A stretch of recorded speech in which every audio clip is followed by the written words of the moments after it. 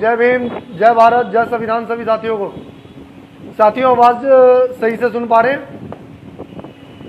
साथियों, मैं बात करूंगा आज नोटबंदी से। नोटबंदी का जो फैसला था, सबसे पहला फैसला था जिसमें मौजूदा सरकार बीजेपी सरकार ने पहला आक्रमण किया था देश की अर्थव्यवस्था पे, देश की जीडीपी पे और देश के रोजगारों पे। हमें लगा कि ये फैसला, सरकार का जो फैसला है वो देश हित में है और हम सब ने साथ दिया कि नहीं, शायद कुछ अच्छा होने वाला है। हम सब लोगों ने देखा कि 8 नवंबर 2016 रात्रि 8 बजे प्रधानमंत्री जी नरेंद्र मोदी जी एक फैसला ले लेते हैं और अनाउंसमेंट कर देते हैं कि आज से 1000 और 500 के नोट नहीं चलेंगे। हम लोगों को लगा कि शायद काला धन बाहर आएगा, काला धन निकल के आएगा, लेकिन हुआ इसका उलट।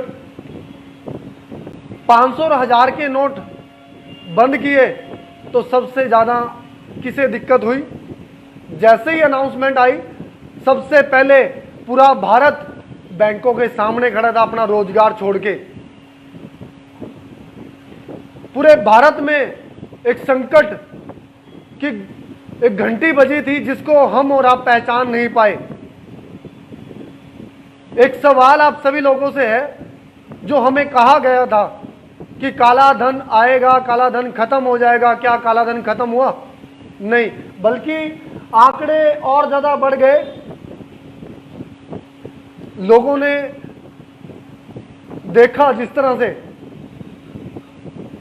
इस पूरे मामले में बहुत से लोगों की जान भी गई। काला धन तो नहीं खत्म हुआ, लेकिन जो लोगों का धन था वो भी कहीं बैंकों में फंस गया। बहुत से लोग, गरीब लोग बैंकों की लाइनों में मारे गए, वो आम जनता के लोग थे। गरीब लोगों को कुछ मिला नोटबंदी से? नहीं। तो फायदा किसे हुआ नोटबंदी का? सोचने वाली बात है। मैं कम समय में अपनी बात को पूरा करने की कोशिश करूंगा। सोचने वाली बात है। 50 अरब पतियों को फायदा हुआ जिनके 68,607 करोड़ के लोन माफ कर दिए गए। बड़े बड़े लोगों के, आम जनता लाइनों में लगी थी। शायद ही कहीं आपको देखने को मिला कि अमीर लोग लाइन में लगे थे। हमें क्या बताया गया कि देश से काला धन निकलेगा, देश में काला धन आएगा। ना तो काला धन निकला, ना काला धन आया और ना इस तरह के कोई मामले आए। तो नोटबंदी के बाद अगला जो है, एक और फैसला इस सरकार का आया, अगला आक्रमण। धीरे धीरे मतलब नोटबंदी के बाद ये पूरा मामला शुरू हो गया। साथियों, शेयर जरूर कर दें इस पोस्ट को, और जो आपकी बात है, जो आप पूछना चाहते हैं, कहना चाहते हैं, वो कमेंट बॉक्स में लिख सकते हैं। मैं आपकी बात का जवाब भी दूंगा। अगला जो मामला था वो जीएसटी का, गुड्स एंड सर्विस टैक्स का। इसका मतलब आप लोग समझते हैं बड़ा अच्छे से। जीएसटी का मतलब है एक देश एक कर, जैसा कि सिंगापुर में है। अगर वहां पे हम लोग कोई चीज खरीदते हैं, कोई भी सामान खरीदते हैं, तो हमें 7% टैक्स देना पड़ता है। लेकिन हमारे यहाँ ऐसा नहीं है। हमारे यहाँ केंद्र सरकार के साथ साथ राज्य सरकारों को भी अधिकार है कि वो टैक्स में वृद्धि कर सकती हैं, टैक्स को अपने मन माफिक तरीके से अप्लाई कर सकती हैं। तो कहां से हो गया फिर एक देश एक टैक्स? और जीएसटी इतने गलत तरीके से किया गया कि 365 बार से ज्यादा बार इसमें अमेंडमेंट की जा चुकी है। अगर ये सही फैसला था तो क्यों बीजेपी के शीर्ष नेतृत्व श्री नरेंद्र मोदी जी विरोध कर रहे थे जीएसटी का, जब वो विपक्ष में थे? देखिए, मैं किसी सरकार की बात नहीं करूंगा, किसी पार्टी की बात नहीं करूंगा, लेकिन मौजूदा सरकार से सवाल पूछने का हमारा हक और अधिकार है, जो लोकतंत्र हमें अधिकार देता है, जो हमारे देश का संविधान हमें अधिकार देता है। आज हमें सवाल पूछने पड़ेंगे कि अगर आप लोग प्रिपेयर नहीं थे तो जीएसटी में आपने लाखों करोड़ों लोगों को दर बदर भटकाने का काम क्यों किया? आपने एक ऐसा, मतलब रातों रात एक तुगलकी फरमान जारी कर दिया, एक तानाशाही, जिसे हम लोग कह सकते हैं कि अब देश ऐसे चलेगा। और कहीं ना कहीं सरकारें भी इसके लिए, जो मौजूदा सरकार है, जो केंद्र की सरकार है, वो प्रिपेयर नहीं थी। तो बड़ा इस तरह से धीरे धीरे ये हमले होते रहे। अब बात करते हैं रोजगार की। जो रोजगार का एक मुद्दा है, आपने और हमने देखा नोटबंदी में भी रोजगार गए, जीएसटी में रोजगार गए लोगों को समझ नहीं आया कि जीएसटी है क्या। लोगों को हवा लगा जैसे कोई एक राक्षस उतर के आ गया हो, उस तरह से जीएसटी को लोगों ने देखा है। समझने में भी आज भी धीरे धीरे लोग समझ रहे हैं उस चीज को। जी, अगला एक जीएसटी नोटबंदी का सबसे बड़ा असर हुआ अर्थव्यवस्था पे। अब थोड़ा सा अर्थव्यवस्था के बारे में बात कर लेते हैं। आज हमें और आपको समझना पड़ेगा, जो हमारी मौजूदा जीडीपी है, जो एक मंत्रालय, केंद्रीय सांख्यिकी मंत्रालय ने एक सोमवार को कुछ आंकड़े जारी किए हैं। वो आंकड़े क्या है मैं बता देना चाहता हूं आपको। वो आंकड़े बड़े नकारात्मक, नेगेटिव आंकड़े हैं। क्या है कि माइनस जीडीपी की जो ग्रोथ ऊपर जानी चाहिए थी वो ऊपर ना जाके नीचे की तरफ आ रही है, वो भी माइनस में। -23.9% गिरावट देखी जा रही है उसमें, जो आंकड़े आपके केंद्रीय सांख्यिकी मंत्रालय ने दिए हैं। और ये ऑन रिकॉर्ड है, आप लोग जाके देख सकते हैं। उसके बाद 1996 के बाद इसे सबसे बड़ी गिरावट माना गया कि अब तक 96 के बाद इतनी बड़ी गिरावट नहीं, ये सबसे बड़ी गिरावट है। और ये सीधी सीधी सरकार की नाकामयाबी है। आज हमें और आपको बात करने की और चर्चा करने की जरूरत है इन विषयों पे। हम लोग आज देख रहे हैं कि युवाओं के पास रोजगार नहीं है। अभी बात करेंगे युवाओं के आत्महत्या के बारे में भी, लेकिन कुछ अर्थव्यवस्था के बारे में पता तो चले कि इस मौजूदा सरकार ने, बीजेपी की सरकार ने किया क्या है। साथियों, दो तरह की अर्थव्यवस्था होती है, एक संगठित और एक असंगठित। संगठित अर्थव्यवस्था होती है जिसमें बड़ी बड़ी कंपनियां आती हैं, बहुत बड़े बड़े उद्योग आते हैं। लेकिन असंगठित अर्थव्यवस्था जिसमें छोटे उद्योग, छोटे दुकानदार, गरीब लोग, किसान लोग, मजदूर लोग वो आते हैं और सीधा सीधा इन्हें गुलाम बनाने की कोशिश की गई है। सीधा सीधा इन पे आक्रमण किया। साथियों, शेयर जरूर कर दे इस पोस्ट को ताकि और लोगों तक ये आवाज पहुंच सके, क्योंकि बड़ा जरूरी है इन विषयों पे बात करना। तो जो असंगठित क्षेत्र है, कैसे सरकार की कोशिश है कि असंगठित क्षेत्र को खत्म किया जाए।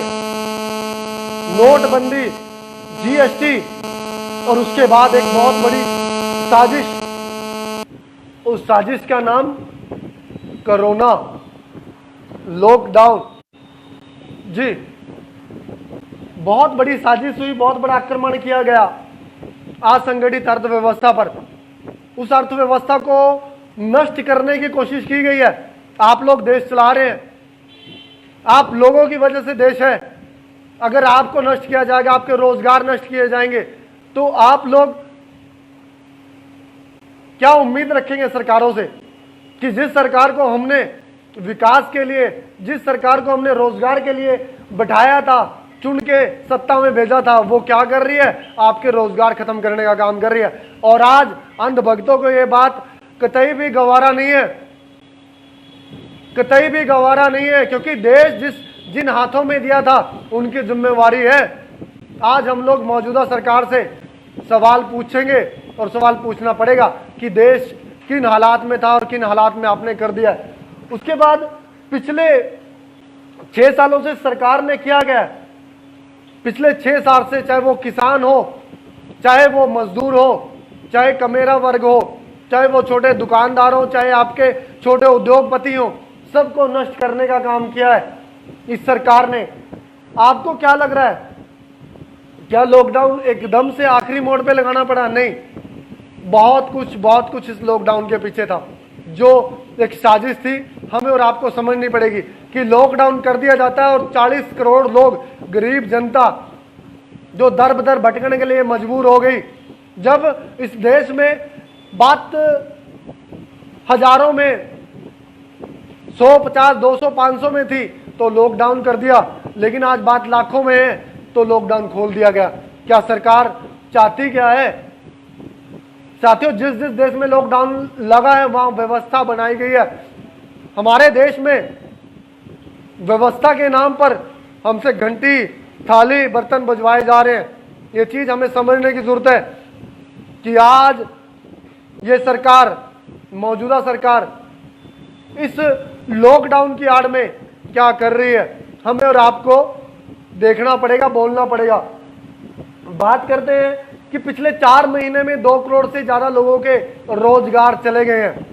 2 करोड़ से ज्यादा रोजगार। कहां तो ये सरकार कह रही थी कि 2 करोड़ रोजगार हर साल देंगे, कहां गए आपके झूठे वादे।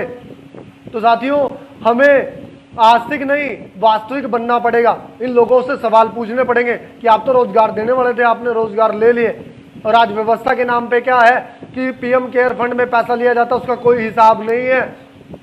जब देश में राम मंदिर की बात आती है 4200 करोड़, कुंभ की बात आती है 2500 करोड़, इतने मोटे मोटे। जब मूर्ति बनाने की बात आती है तो 3000 करोड़, लेकिन जब कोरोना या लॉकडाउन की बात आती है तो हमें पैसा दो। ऐसी व्यवस्था इस देश में है। अगर ये जिम्मेवारी नहीं ले सकते तो इन्हें सरकार में रहने का कोई अधिकार नहीं है। अब बात करते हैं कि अगर इस तरह से कमेरा वर्ग को, किसान को, मजदूर को या गरीब लोगों को नष्ट किया जाएगा तो देश में क्या व्यवस्था रहेगी। आज हमें और आपको ठगा जा रहा है।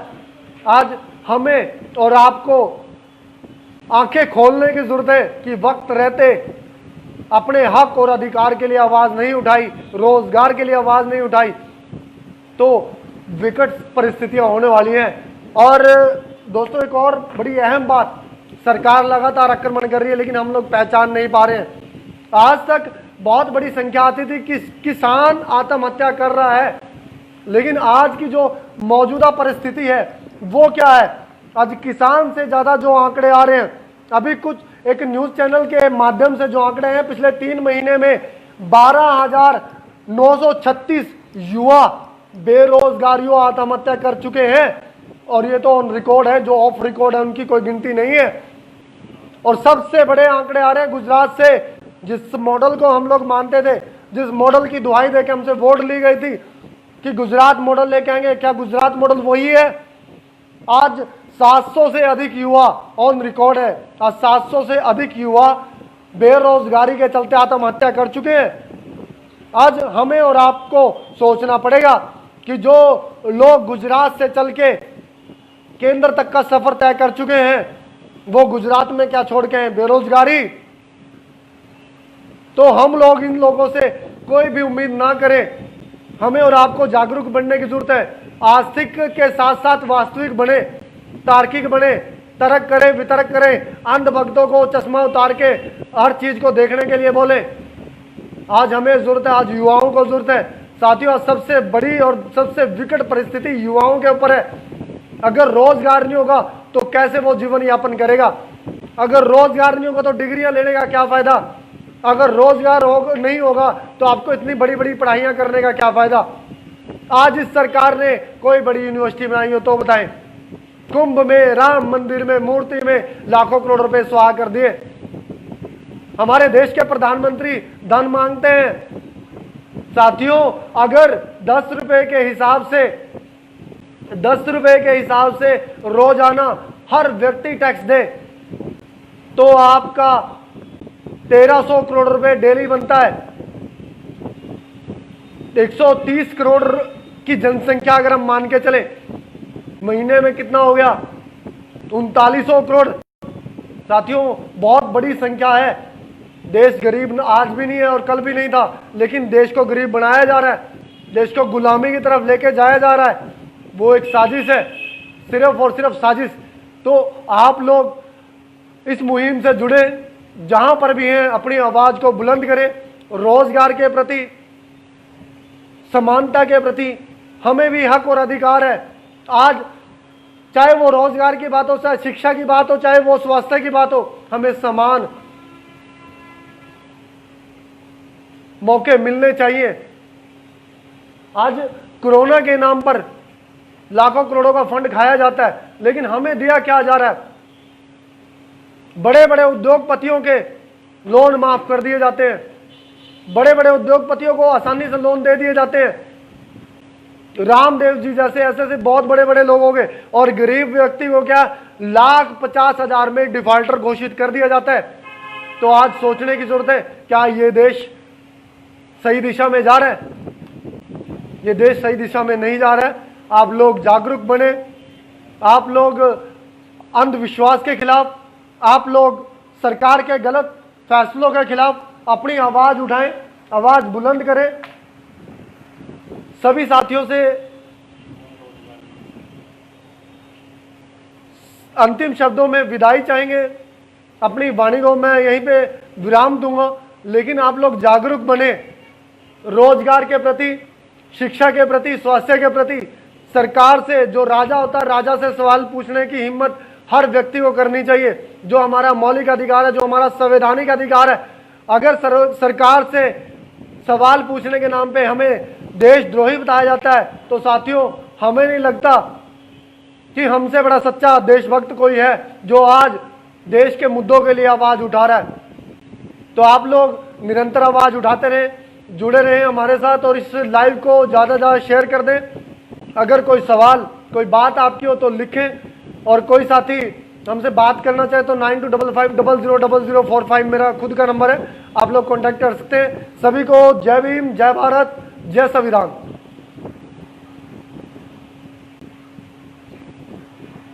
अगर आप चाहते हैं गरीब हर वंचित इंसान की आवाज आप तक पहुंचे तो हमारे चैनल को सब्सक्राइब करें और बेल आइकन का बटन दबाना ना भूलें। देखते रहिए बहुजन हलचल न्यूज।